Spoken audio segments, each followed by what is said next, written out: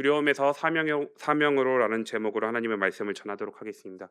옆에 있는 우리 성도님들과 샬롬이라고 한번 인사해 볼까요? 네, 샬롬. 혹시 샬롬의 뜻을 아세요? 아, 맞습니다. 오늘 본문에서 평안이라는 단어가 몇 번 나왔을까요? 네, 말씀을 또박또박 읽으시느라 거기에 집중하시느라고 오늘 본문의 말씀을 읽었는데 기억이 나지 않습니다. 네, 이게 당연한 모습이죠. 샬롬은 히브리어입니다. 샬롬으로 인사하셨죠. 히브리어를 굉장히 잘하시는 거예요. 신대원 가셔도 될 것 같습니다. 네, 샬롬은 히브리어입니다. 평안, 평화, 또한 뭐 그런 의미들, 화평이라는 의미들을 가지고 있죠. 헬라어로는 에이레네라고 이야기를 합니다. 한번 따라해 볼까요? 에이레네. 네. 신대원 가셔도 될 것 같습니다. 네, 에이레네가 평화, 화평, 샬롬입니다. 이 단어가 오늘 본문에 정확하게 두 번 나옵니다. 예. 벌써 눈치 빠르신 분들은 성경을 읽으시고 딱 두 번이라고 말씀하시네요. 맞습니다. 오늘 본문은 예수님께서 에이레네 휘민이라고 두 번 말씀하시는 걸로 그 문단이 갈립니다. 나눠집니다. 에이레네 휘민이라는 말은 평안이 너희에게라는 의미예요. 예수님께서 두려움 가운데 떨고 있었던 제자들에게 오셔서 정확하게 몇 번이요? 두 번 말씀하십니다. 에이렌의 휘민. 휘파람 본 건 아닌데. 네, 에이렌의 휘민. 예. 평안이 너희에게라는 말씀으로 오늘 본문을 시작합니다. 그래서 이 본문을 통해서 예수님께서 두려움 가운데 있었던 제자들을 어떻게 회복시키시고 또한 어떻게 파송하시는지를 오늘 말씀을 전하도록 하겠습니다. 선교를 준비하면 늘 개인적으로 생각나는 장면이 있어요. 그게 뭐냐면 제가 태안에서 서울로 처음 올라와서 20살 때 삼일교회를 등록을 하고 처음으로 국내 선교라는 것을 가게 됐어요. 저희 지인이 속해 있었던 배정된 지역은 제주도였습니다. 제주도 어떻게 갈까요? 그쵸. 여기 옆에 김포공항에서 비행기를 타고 가는데 인원이 너무 많아서 저희가 첫 비행기를 탔는데요. 잘 데가 없어서 김포공항역 여기 근처 어디에 교회에서 잤던 것 같아요. 어디 교회인지는 기억이 안 나는데 한 가지는 분명히 기억납니다. 그게 뭐냐면 교회가 재건축 중이었나 봐요. 콘크리트 바닥에 남자들은 왜 하필 맨날 거기서 재우죠?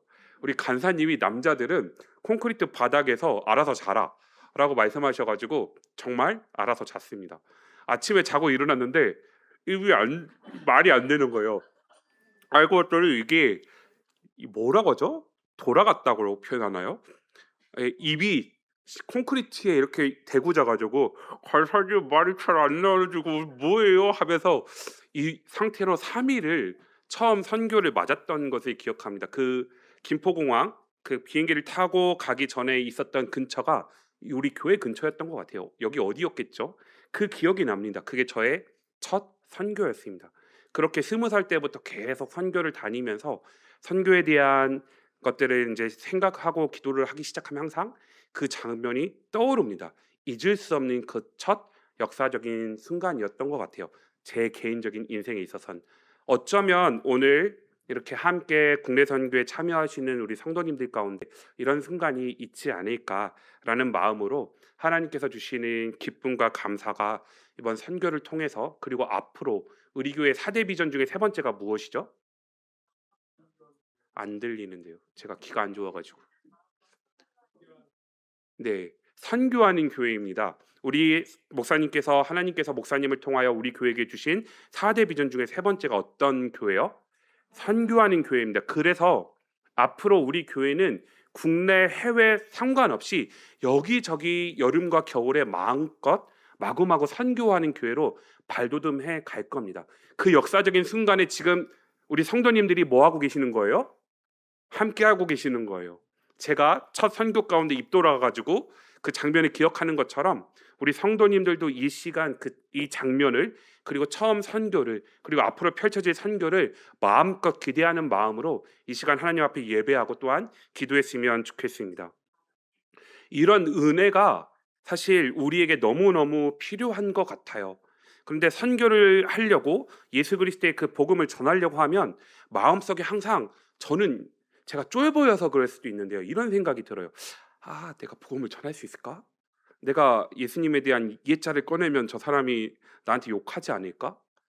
내가 복음을 전하면 거절당하지 않을까? 나를 이상한 사람으로 보는 거 아니야? 라는 이 두려움이 저는 항상 몰려왔던 것 같아요. 그러면서 항상 그 두려움 가운데 기도했던 것 같습니다. 하나님, 내 힘과 나의 열심으로 예수 그리스도의 그 복음을 전하기는 너무 두렵고 떨립니다. 하나님 어떻게 해야 될까요? 기도하는 가운데 하나님께서 늘 구하게 하셨던 한 가지가 있습니다. 그것이 무엇이었냐면 성령의 충만입니다. 하나님께서 주시는 그 기쁨이 예수 그리스도의 그 십자가의 보혈이 내 안에 가득 넘치게 해달라고 항상 기도하면 신기하게도 가 있더라고요. 그리고 복음을 전하고 있더라고요. 한 번은 오키나와에서 일본어로 이제 사형리를 열심히 외워갔어요. 그리고 딱 외운 것만 가지고 복음을 전하는데 조센진이라는 소리를 들었습니다. 기분 참 나쁘더라고요. 그러면서 저를 잡고 막 뭐라 뭐라 봐라 막 흥분해가지고 욕을 하는데 감사하게도 제가 못 알아들었습니다. 그러면서 돌아오는 길에 참으로 감사하더라고요. 왜 감사했냐면 저 이상한 사람 아니에요. 내가 무엇이간데 예수 그리스도의 복음을 전하면서 예수 그리스도의 고난에 동참케 하시는가? 이 부활의 기쁨 가운데 예수님께서 피로 값주고 사신 이 십자가의 복음이 얼마나 놀랍고 위대한데 내가 무엇이간데 예수님께서 나에게 이런 귀한 기회를 주시는가라는 기쁨과 감사함이 돌아오는 길에 막 가득 넘쳐서 자랑했더니 저보고 이상한 눈빛으로 보더라고요. 네, 그랬던 기억이 납니다. 이것처럼 복음을 전하기 전에는 항상 우리 가운데 두려움이라는 요소가 찾아와요. 그런데 오늘 본문에서도 이런 두려움이라는 요소가 극히 부각이 됩니다. 19절 말씀에 보면 어떤 상황이 펼쳐지고 있죠? 제자들이 예수님께서 십자가에 못 박혀 죽으신 이후에 두려움 가운데 모여 있어요. 근데 어떻게 모여 있죠? 19절 말씀을 함께 볼까요? 함께 읽어보겠습니다. 시작. 이날 곧 안식 후 첫날 저녁 때에 제자들이 유대인들을 두려워하여 모인 곳의 문들을 닫았더니 잠깐만요. 제자들이 모여 있는데 어떠한 상태로 모여 있어요? 두려워하는 상태 가운데 모인 곳의 문들을 닫았습니다. 예수님께서 십자가에 달리시는 광경을 제자들은 눈앞에서 똑똑히 묵도했습니다.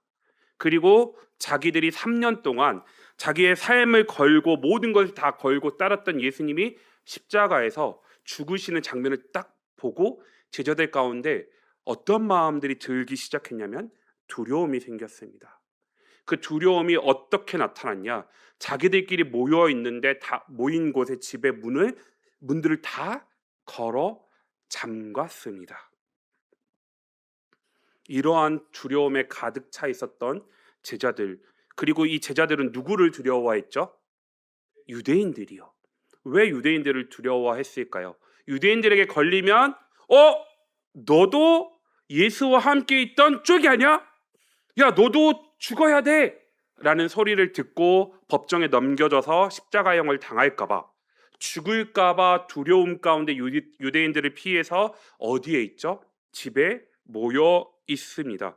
이 모습을 보면 엔도 쇼샤크라는 사람이 쓴 침묵이라는 소설, 사일런스라는 영화가 생각이 납니다. 이 영화의 주된 줄거리가 무엇이냐면 17세기에 일본이라는 나라에 예수 그리스도의 복음이 들어가기 시작을 했어요. 그리고 예수 그리스도의 복음을 믿는다는 이유로 정말 많은 사람들이 순교를 당하기 시작했습니다. 그 이제 족장들, 부족 사람들이 예수 그리스도를 믿는 사람들을 어떻게 구분해냈냐면 마을에 찾아와 가지고 앞에 십자가를 놓습니다. 그리고 마을 사람들을 어떻게 하냐면 지나가게 합니다. 십자가를 그냥 터벅터벅터벅 밟고 지나가게 해요. 그런데 정말 예수를 구주로 받아들인 사람들은 그 십자가 앞에 걸어갈 수 있었을까요? 아니요, 걸어가지 못합니다. 나의 죄를 위해서 피 흘려 죽으신 예수 그리스도의 그 십자가를 내 감히 어떻게 이 죽음과 이 신문이 고난이 무섭다고 그것들을 부인하고 예수 그리스도의 십자가를 밟을 수 있을까 하면서 지나가지 못합니다. 그런 사람들을 예수 그리스도를 잡으려고 왔던 사람들이 다 모읍니다. 그리고 정말 잔인하게 죽여요. 어떻게 죽이냐면 이 사람들을 바다로 끌고 갑니다. 일본은 해안가가 많잖아요. 바다로 끌고 가서 돌무더기 가운데 십자가를 만들고 그 사람들을 매달아 놓습니다. 그러면 물이 빠졌을 때는 괜찮은데요. 물이 점점 들어오기 시작하면서 이 사람들의 배에서부터 물이 점점 차오릅니다. 그리고 결국 물이 다 들어왔을 때 수장시켜 죽여버립니다. 또 어떻게 죽였냐면 예수 한 번만 부인하면 살려줄게. 근데 예수님을 부인할 수 없었던 사람들을 구덩이를 팝니다. 깊게 구덩이를 파고요. 거꾸로 매달아 놓은 상태로 죽입니다. 죽을 때까지 매달아 놓습니다. 피가 얼마나 쏠릴까요? 그리고 또한 이 사람들을 어떻게 죽였냐면 온천수 뜨거운 물을 죽을 때까지 몸에 계속 한 방울씩 계속 붓습니다. 그리고 익사시키고 목을 베어 참수시키고 불에 태워 죽였습니다. 이 모습을 지켜보던 신부는 이런 질문을 하죠. 하나님 당신이 살아계신다면 왜 믿는 사람들의 죽음 앞에 침묵하고 계십니까? 수많은 사람들은 고난 속에서 그 죽음 앞에서 그 소문이 펼쳐져 퍼져나가는 그 상황 가운데서 신앙을 지키고자 자기의 생명을 내어 던집니다. 그 신앙을 지키기 위해 믿음을 지켰던 사람들 마음 가운데 두려움이 없었을까요? 옆에서 예수 그리스도를 부인하지 않았던 가족이 마을 사람들이 죽어나가고 비명을 지릅니다. 한 번만 부인하면 살 수 있을 것 같은데 죽음 앞에서 그 두려움이 얼마나 강하게 엄습해 왔을까요? 그런데 그들은 끝내 그 두려움 가운데 예수 그리스도의 십자가를 붙들고 기꺼이 죽습니다. 오늘 본문의 배경인 제자들의 모습도 비슷한 상황입니다. 예수 믿는다는 것이 발각되면, 예수님의 제자였다는 것이 발각되면 죽을 수밖에 없는 두려움 가운데 놓여 있습니다. 제자들이 이해가 좀 되시나요? 만약에 우리 성도님들께서, 우리 권사님들께서 그러한 환경 가운데 놓여 있으시다면 어떻게 하시겠습니까? 제자들처럼 두려움 가운데 숨어 계시겠습니까?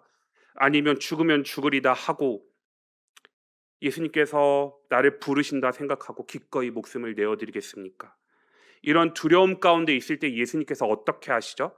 19절 우리가 함께 읽은 이 하의 말씀을 보면 딱 한마디 말씀을 하십니다. 그들 가운데, 두려움 가운데 문을 잠고 서 있는 제자들의 정확하게 한 가운데 오십니다. 그리고 딱 한마디를 하시죠. 뭐라고요? 에이레네 휘민, 평강이 너희에게 라고 말씀하십니다. 극심한 두려움 가운데, 죽음이 주는 그 공포 가운데 서 있었던 제자들 가운데 예수님께서 나타나셔서 한마디, 에이레네 휘민, 평강이 너희에게. 이 말씀을 하셨을 때 20절 말씀을 보면 20절 말씀을 함께 읽어볼까요? 함께 읽겠습니다. 시작. 이 말씀을 하시고 손과 옆구리를 보이시니 제자들이 주를 보고 기뻐하더라. 아멘. 19절과 20절의 순서를 정확하게 보셔야 돼요. 예수님께서 두려움 가운데 있는 제자들에게 오셔서 평강이 너희에게 말씀하시고 무엇을 하셨죠? 손과 옆구리를 보여주셨어요. 누가복음 24장에서는 손과 발을 보여주셨다라고 얘기를 하는데, 신기하게도 요한은 요한복음에서 예수님께서 두 손과 옆구리를 보여주셨다라고 이야기하고 있습니다. 예수님께서 평강이 너희에게 있을지어다 말씀하시고 손과 옆구리를 보여주시면서 누구이심을 확인시켜 주세요. 십자가에 못 박혔던 그 장본인임을 말씀하십니다. 창에 찔렸던 옆구리를 보여주셨다라고 요한은 기록하고 있습니다. 그 상처를 보여주신 그 예수님, 지금도 살아서 역사하는 예수님이심을 믿습니다.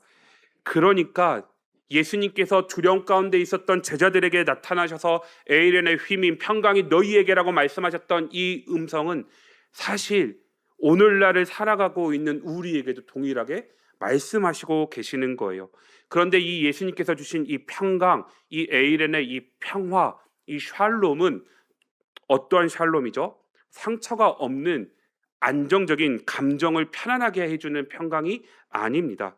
십자가의 상처를 통과하고 죽음을 이기신 예수님께서 주시는 참된 평안입니다. 그리고 그 모습을 본 제자들이 기뻐합니다. 성경은 이렇게 얘기하죠. 그러므로 제자들이 주님을 보고 기뻐했다라고 얘기합니다. 제자들이 왜 기뻐했을까요? 제자들이 십자가에 달리셨다가 부활하신 예수님을 보고 예수님의 두 손과 옆구리를 보고 기뻐했던 이유가 무엇이죠? 제자들의 상황이 바뀌었나요? 아닙니다. 똑같습니다. 유대인들의 위협은 여전히 남아 있었어요. 문 밖의 세상이 안전해서 기뻐했습니까? 아닙니다. 그런데 왜 기뻐했죠? 주님을 보았기 때문입니다. 이것이 믿음이 주는 기쁨입니다. 우리의 문제가 해결돼야만 사실 기쁜 것이 아닙니다. 내가 원하는 상황들이, 두려움의 상황들이 해결돼야만 기쁜 것이 아닙니다. 부활하신 주님이 살아계신다는 것을 바라볼 때 그 주님께서 오늘도 여전히 우리에게 동일하게 말씀하십니다. 에이른의 휘민 평강이 너희에게. 그 성경을 통하여 우리에게 말씀하시는 그 음성을 들을 때, 부활하신 주님이 성경을 통해서 우리에게 말씀하실 때 그 자체가 우리에게 기쁨이 되는 것을 사랑하는 성도님들 믿으셔야 합니다. 예수님의 평강이 참된 평안이고 참된 평화입니다. 그리고 오늘 우리는 이것을 다시금 성경 말씀을 통해서 바라봐야 합니다. 문제를 바라보기 전에, 나의 환경을 바라보기 전에, 그리고 나를 힘들게 하는 사람들의 말보다 예수님께서 말씀하시는 이 한마디, 평강이 너희에게, 이 한마디를 붙드셔야 합니다. 그리고 평강이 너희에게 있을지어다 하시면서 손과 옆구리를 보여주신 그 예수님을 보면서 제자들이 기뻐했죠. 그리고 21절 말씀을 보면 또 예수님께서 뭐라고 말씀하시죠? 21절 말씀을 볼까요? 함께 읽겠습니다. 시작. 예수께서 또 이르시되 너희에게 평강이 있을지어다. 아버지께서 나를 보내신 것 같이 나도 너희를 보내노라. 아멘. 두 번째로 평강이 너희에게 있을지어다 말씀하시면서 예수님께서 무엇을 하시냐면 두려움 가운데 예수님을 봄으로 회복된 제자들에게 무엇을 하세요? 아버지께서 나를 보내신 것 같이 나도 너희를 뭐 한다고요? 보낸대요. 두려움 가운데 예수님을 만나고 기쁨이 충만한 가운데 거기서 예수님은 한 번 더 말씀하십니다. 무엇을 말씀하시냐면 아버지께서 나를 이 땅 가운데 보내신 것 같이 이제는 내가 기쁨 가운데 있는 너희를 세상 가운데 보낸다라고 말씀을 하고 계세요. 주님께서 우리에게 주신 부활의 기쁨은 우리만 가지고 있으라는 것이 아닙니다. 여전히 두려움 가운데 살아가고 있는 수많은 사람들, 진리가 무엇인지 알지 못하고 두려움과 공포와 세상이 주는 여러 가지 어려움 가운데서 씨름하면서 걱정하고 고민하고 고통스러워하는 수많은 사람들에게 내가 너희에게 준 이 기쁨을 가지고 그 세상 가운데 들어가서 기쁨을 뭐 하라고요? 전하라고요. 이것은 예수님을 믿는 특정한 한 사람에게 말씀하신 것이 아니고 예수 그리스도를 구주로 고백하는 모든 사람들에게 예수님께서 말씀하신 겁니다. 그래서 선교는 어떤 특정한 열심을 가지고 있는 사람만이 하는 것이 아니라 예수 그리스도를 구주로 고백하는 모든 사람들에게 예수님께서 하신 지상 대명령입니다. 그러면서 예수께서 말씀하시죠. 아버지께서 나를 보내신 것 같이 나도 너희를 보낸다라고 말씀을 하세요. 그리고 21절에 독특한 행동을 하시는데요. 함께 21절 말씀을 읽어보겠습니다. 22절입니다. 죄송합니다. 22절 함께 읽어보겠습니다. 시작. 이 말씀을 하시고 그들을 향하사 숨을 내쉬며 이르시되 성령을 받으라. 아멘. 22절 말씀을 꼭 기억하셔야 돼요. 두려움 가운데 있는 제자들에게 나타나셔서 손과 옆구리를 보여주신 예수님께서 두려움 가운데 있는 제자들의 기쁨으로 회복시키셨죠. 그리고 이 세상 가운데 뭐 하셨어요? 내가 너희를 보낸다라고 말씀하시면서 그냥 보내시는 것이 아니고 무엇을 주시면서 보내세요? 아멘. 성령 하나님입니다. 숨을 내쉬며 이르시되 성령을 받으라. 숨을 내쉬며라는 이 글씨에 노란색이 쳐 있죠. 네, NLP 제가 혀가 짧아가지고요.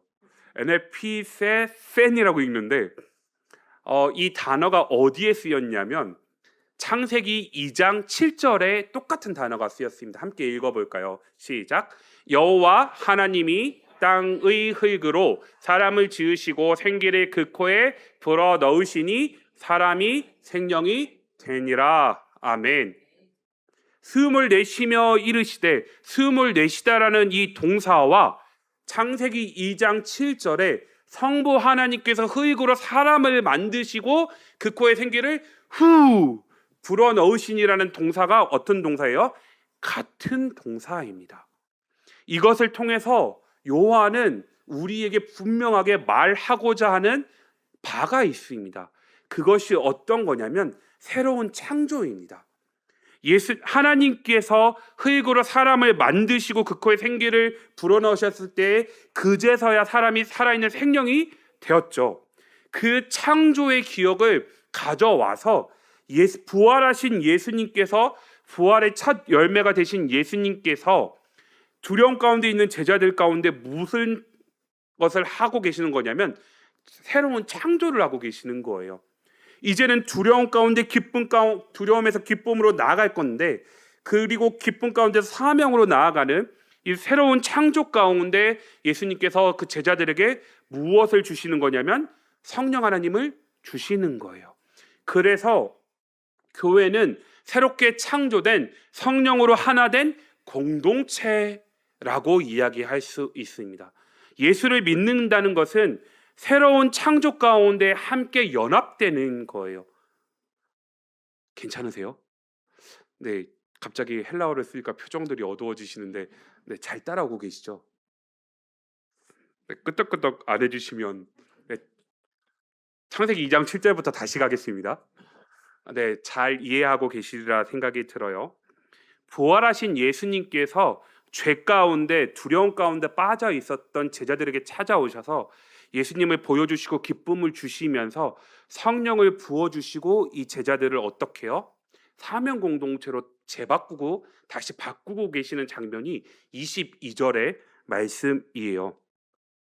첫 창조에서 하나님께서 흙으로 지은 사람에게 후 하고 생기를 불어넣으셔서 살아있는 영, 생명이 되었다라고 성경이 이야기하잖아요. 그리고 오늘 본문에서는 22절에서는 새로운 창조 가운데 부활하신 예수님이 숨을 내쉬면서 성령을 주심으로 인하여서 제자들이 새로운 창조 가운데 함께 연합하게 되어 사명 공동체로 거듭나고 있는 장면이 오늘 본문의 장면입니다. 그리고 이 새 창조 가운데 예수님께서 무엇을 주고 계시는 장면이에요? 사명입니다. 어떤 사명이요? 아버지께서 나를 보내신 것 같이 나도 너희를 보내는 사명을 주고 계시는 장면이에요. 그냥 쉽게 말하면 예수님께서 예수 믿는 사람들에게 성령을 주심으로 사명을 주시는 장면이에요. 그리고 예수 그리스도를 구주로 고백하는 모든 사람들에게 동일하게 예수님께서 말씀하시고 있는 장면입니다. 무엇이요? 아버지께서 나를 보내신 것 같이 나도 너희를, 너희가 누구일까요? 맞습니다. 예수 그리스도를 구주로 고백하고 있는 너희를 이 세상 가운데 보낸다라고 말씀을 하고 있는 장면인 거예요.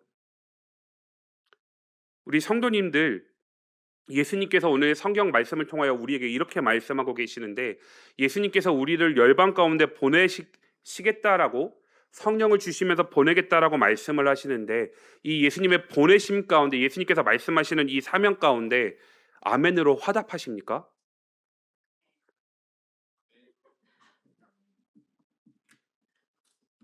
네, 이럴 때 목사님 항상 2번 가시더라고요. 다시 한번 하겠습니다. 우리 성도님들, 예수님께서 말씀하시는 이 보내심의 사명 가운데 아멘으로 화답하십니까? 네, 이것이 정말 중요합니다.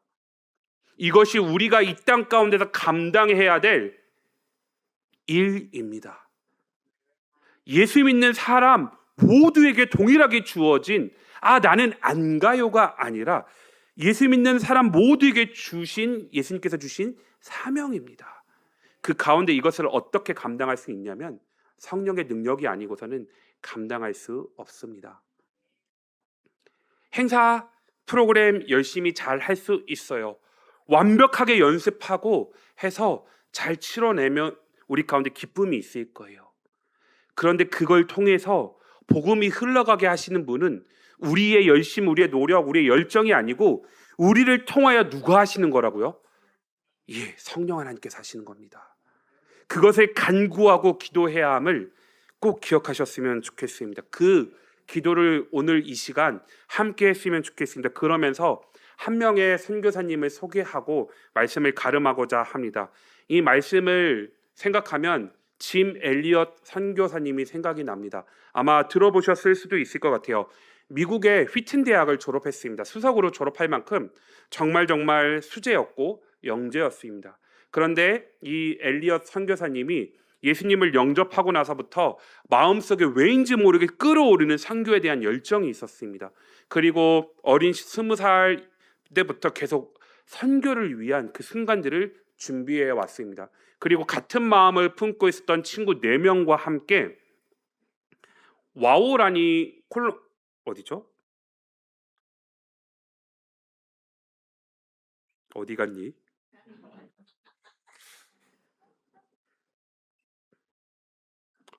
에콰도르.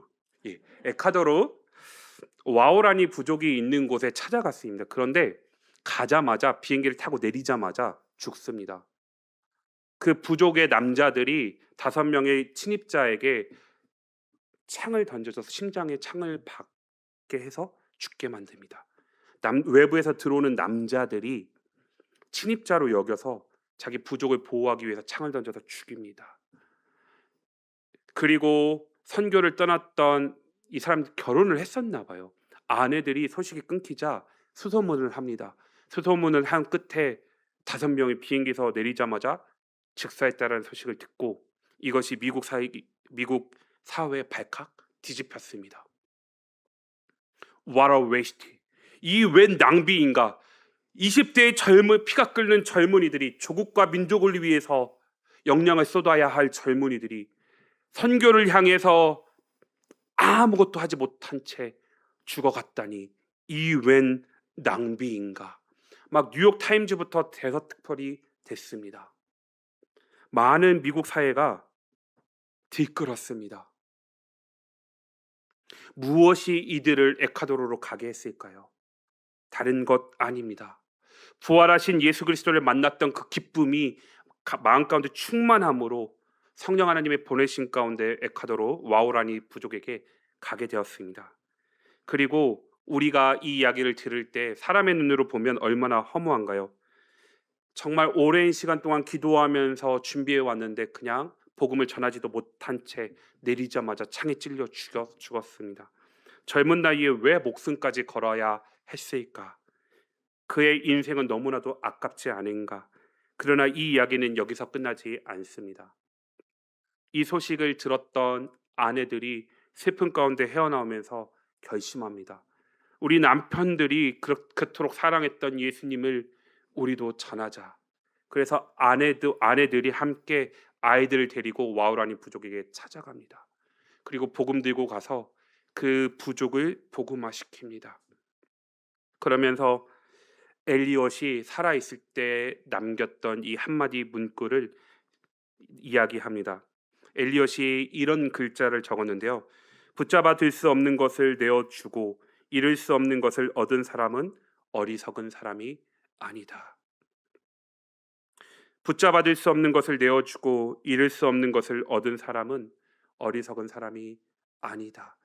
이 한마디, 예수 그리스도의 복음을 위해서라면 어차피 하나님께서 부르시면 이 세상을 떠나게 될 나의 목숨이 아까운 것이 아니라 잃을 수 없는 것, 예수 그리스도의 그 부활의 기쁨과 생명을 얻은 사람에게는 내 생명을 내어주는 것조차 결코 어리석은 일이 아니다라는 일기장을 이야기하면서 엘리엇의 아내가 인터뷰를 했던 장면이 기억이 납니다. 정말로 부활의 기쁨을 아는 사람은 그 기쁨 가운데 머물러 있지 않고 성령 하나님의 보내심을 따라서 이 기쁨을 전하고자 열방 가운데 나아갑니다. 가정 가운데서, 내가 속해 있는 직장 가운데서, 내가 일하고 있는 회사 가운데서, 내가 만나는 모든 사람들에게 부활의 주님께서 주신 이 기쁨을 어떻게 전할 수 있을까? 어떻게 이 감격을 전할 수 있을까? 발버둥 치면서 성령의 능력을 간구합니다. 그 성령의 능력이 우리 국내 선교팀뿐만이 아니라 우리 정신사랑교회 모든 성도님들에게 강력하게 임해서 우리가 발을 딛는 그 어디나, 예수 그리스도의 발걸음을 향하는 그 어디나 부활의 기쁨이 되신 그 예수님에 대한 사랑의 고백이 우리의 입술을 통하여서, 우리의 손길을 통하여서, 우리의 발길을 통하여서 선포되어지는 놀라운 시간이 되기를 예수님의 이름으로 축복합니다. 이 시간 우리 함께 찬양하고 기도할까요? 함께 찬양하고 기도하겠습니다. 주님 다시 오실 때까지 마태복음 24장과 25장을 종말장이라고 이야기를 합니다. 그리고 예수님께서 종말의 때에 어떠한 징조들이 일어날 것인가 이미 예언해 주셨습니다. 말씀해 주셨습니다. 마태복음 24장 내용들을 자세히 읽어보시면 예수님께서 말씀하신 그 징조들이 오늘날 거의 다 일어나고 있습니다. 예수님 다시 오실 날이 머지 않았습니다. 그 가운데 마음에 화급함이 있으십니까? 오늘 당장 예수님 오신다 해도 절대 이상한 세상이 아닙니다. 지금 당장 예수님 오신다 해도 전혀 이상하지 않은 세대를 우리는 살아가고 있습니다.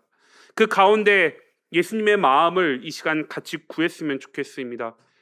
내일이 없습니다. 내일이 보장되지 않습니다. 내일 해야지, 내일 복음 전해야지, 내일 기도해야지. 아니요. 지금 당장 예수님 오신다 해도 전혀 이상하지 않은 세상입니다. 그 세상을 우리는 살아가고 있습니다. 그 삶을 살아가고 있는 우리에게 예수님께서 아버지께서 나를 보내신 것 같이 나도 너희를 보낸다라는 이 부르심 가운데 주님 다시 오실 때까지 머지않아 곧 오실 터인데 이 길 가겠습니다. 그 부활의 기쁨을, 모르는 사람들에게 부활의 기쁨을 나눠줄 수 있는 이 길을 가겠습니다라는 마음의 고백으로 함께 주님 다시 오실 때까지 찬양하겠습니다.